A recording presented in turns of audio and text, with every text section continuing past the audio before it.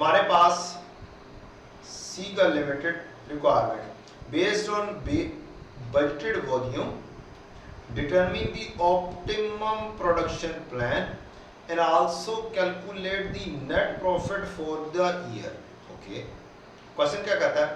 हम basketball, football और rugby ball में एंगेज करते हैं for the professional league and colleagues play, collegiate play.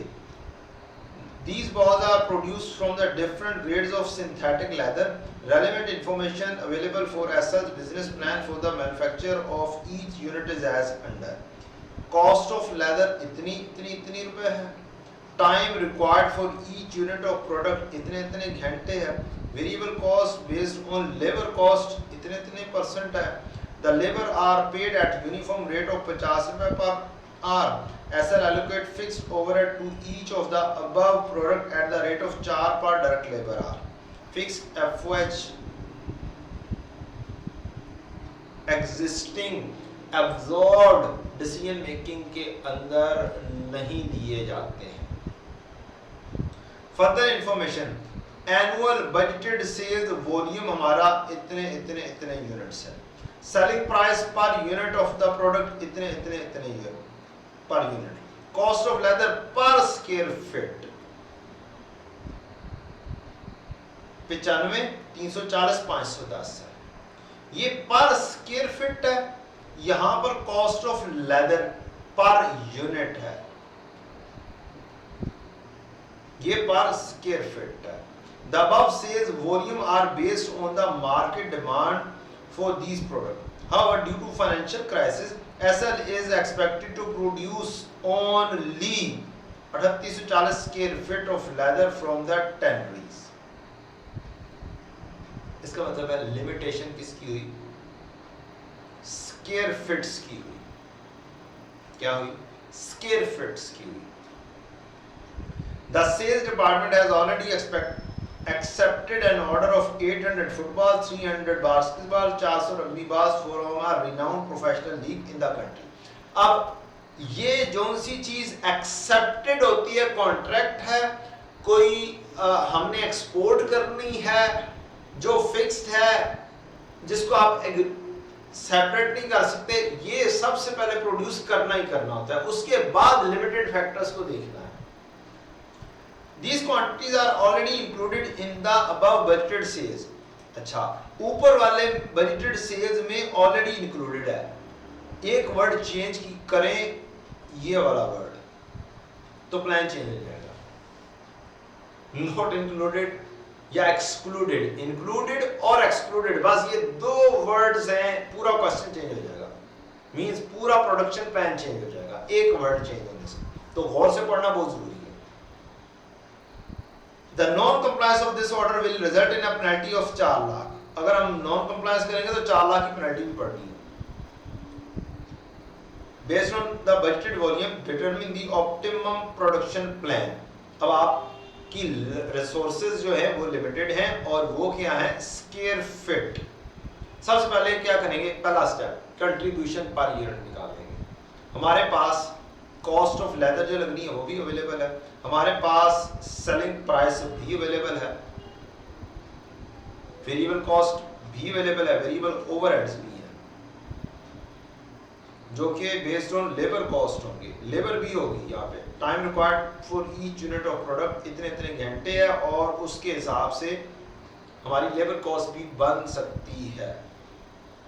तो हम क्या करेंगे? स्टार्टिंग में हम सेलिंग प्राइस उठाएंगे.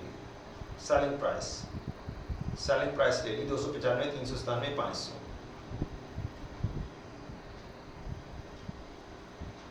लेस वेरिएबल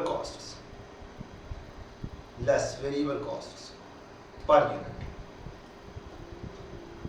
सबसे पहले मटेरियल उठाया 38, 238, 255, जो डायरेक्टली चीज अवेलेबल है वो उठाई. उसके बाद आपको टाइम रिक्वायर्ड है, आप लेबर लेंगे, तो कहीं और इसका काम कर लेंगे कि 2 घंटे इसके, 1 घंटा इसका, 1.5 घंटा इसका, 50 रुपए के साथ मल्टीप्लाई करेंगे पर घंटा, तो आपकी क्या आ जाएगी? कॉस्ट आ जाएगी. सम हाउ डायरेक्टली देखूं तो 100 रुपया, 50 रुपया और 75 रुपया बन जाएगी डेढ़ घंटे के हिसाब से। 100 50 75 एट द रेट ऑफ 50 पर घंटा। Variable FOH based on the labour cost है 65 50 और 60%। जो आई हुई है उसका 65%, 100 का 65%, इसका 50 का 50% 25, 75 का जितने परसेंट की दी है 45 आ गया। वेरिएबल कॉस्ट ये भी आ गई। हमारी टोटल वेरिएबल कॉस्ट निकल कर आ गई। कंट्रीब्यूशन मार्जिन पर यूनिट निकल कर आ गया। अब आना है limited resources per unit. Limited resources हैं square feet per unit. You have to get it out square feet per unit. अब हमारे पास क्वेश्चन में square feet per unit available ही नहीं है, लेकिन एक लिंक है हमारे पास, इधर भी कहानी है और इधर भी कहानी है। ये जो चीज गिवन की हुई है ये किया हुआ कॉस्ट पर यूनिट, मुझे चाहिए स्क्वायर फीट पर यूनिट। इसका मतलब है मैं स्क्वायर फीट, मुझे क्या चाहिए square feet per unit. Square feet से मल्टीप्लाई कर दूं तो कुछ ना कुछ बन जाएगा। कॉस्ट ऑफ लेदर रुपीज में दी हुई है, रुपीज पर स्क्वायर फीट है।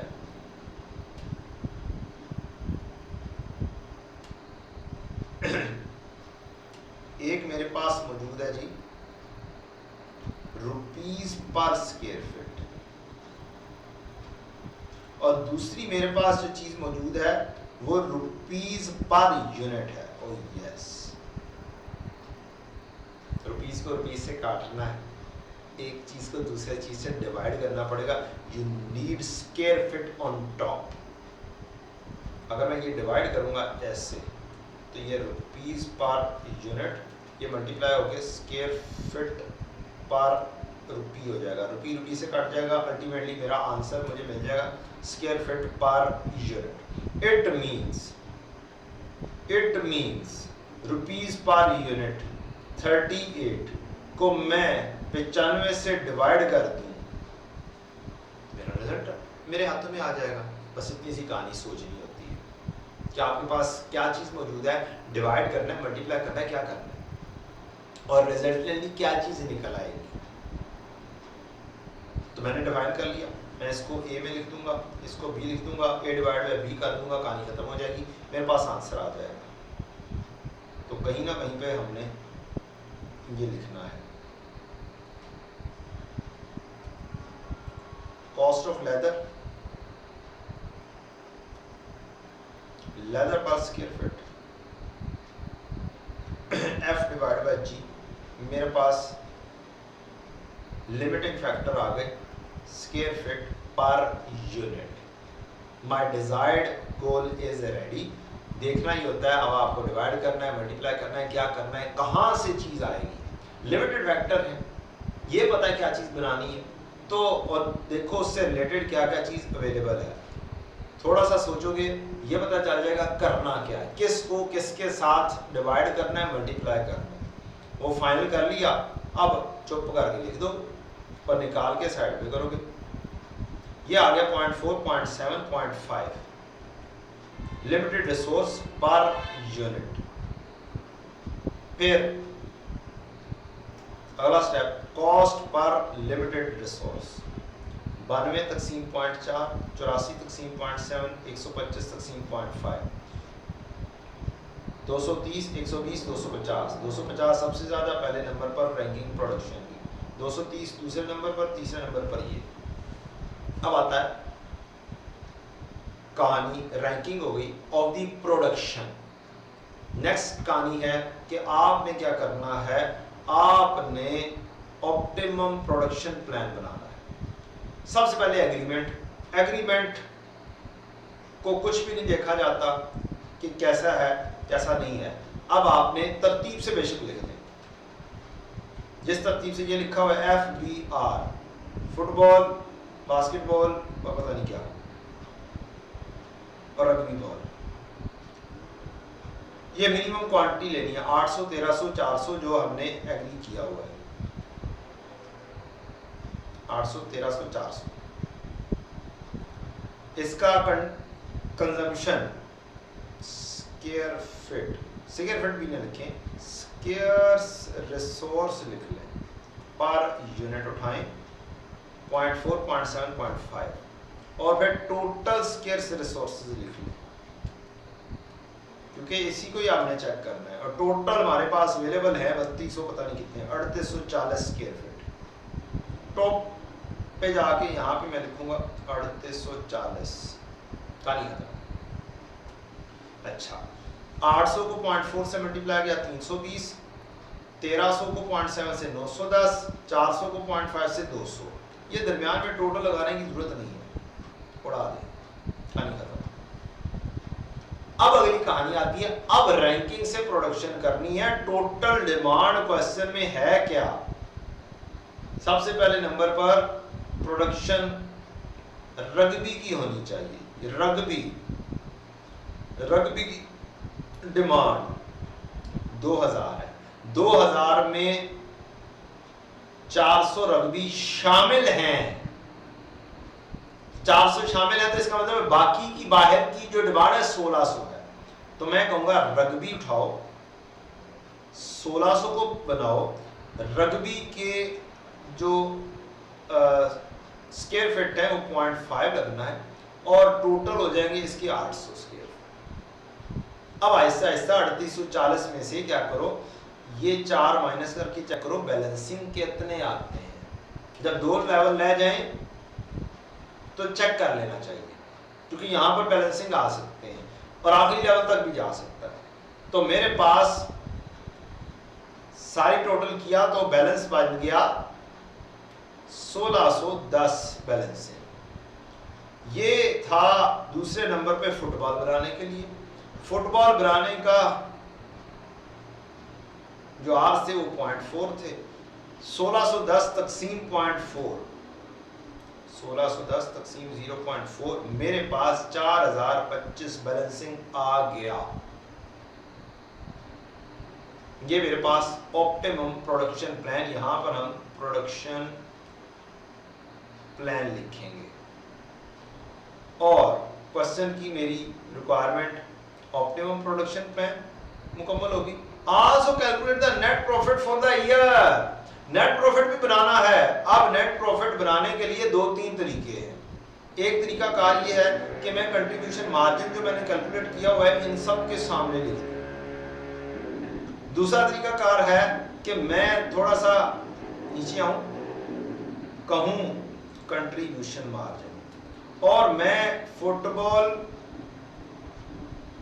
बास्केटबॉल, रग्बी इनकी टोटल क्वांटिटी को इकट्ठा कर दूं। फुटबॉल की 800 जमा 4025, फुटबॉल की डिमांड काफी होनी चाहिए, ज्यादा होनी चाहिए।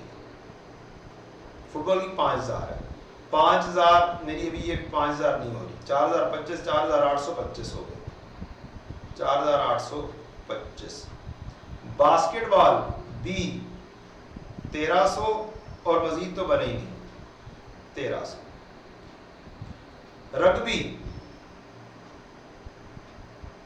400 और 1600, टोटल 2000 हो गए। मैं 2000 इनकी ये लिखूं। अब इनका कंट्रीब्यूशन मार्जिन लिखूं। एफबीआर का कंट्रीब्यूशन मार्जिन 9284,125 है, 9284,125। इस तरीके से टोटल करूं और सबका कंट्रीब्यूशन मार्जिन इकट्ठा करके वैल्यू लिख दूं। टाइम नहीं होता हमारे पास, हमें नहीं कहा कि इंडिविजुअली लेकर आओ, उसने कहा टोटल प्रॉफिट निकाल दो, तो हम यहाँ पर बस कंट्रीब्यूशन मार्जिन लिखेंगे कि कंट्रीब्यूशन मार्जिन इतना है, उसमें से लेस करेंगे फिक्स कॉस्ट, तो हमारे पास क्या आ जाएगी, टोटल प्रॉफिट आ जाएगा।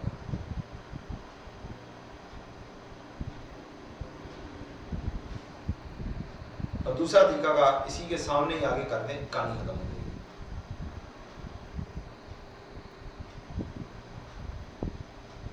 फिक्स कॉस्ट कैसे निकालेंगे? आप फिक्स कॉस्ट क्वेश्चन में डायरेक्टली अवेलेबल नहीं है। तो फिक्स कॉस्ट क्वेश्चन प्रॉफिट क्योंकि निकालना है, फिक्स कॉस्ट एब्जॉर्ब देखेंगे आप, ओवरहेड एब्जॉर्ब कितने हैं,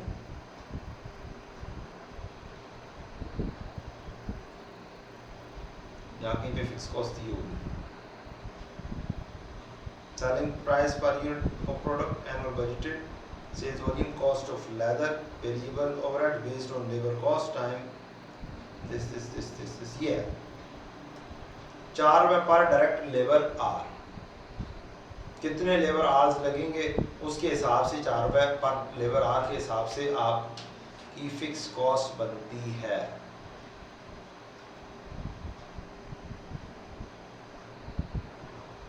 फिक्स कॉस्ट 5000 ज़रब 2, 3500 ज़रब 1, 2000 ज़रब 1.5, ये घंटे है, उसको 4 से मल्टीप्लाई किया, टोटल कॉस्ट आ गई, वो लेस की तो प्रॉफिट आ जाएगा।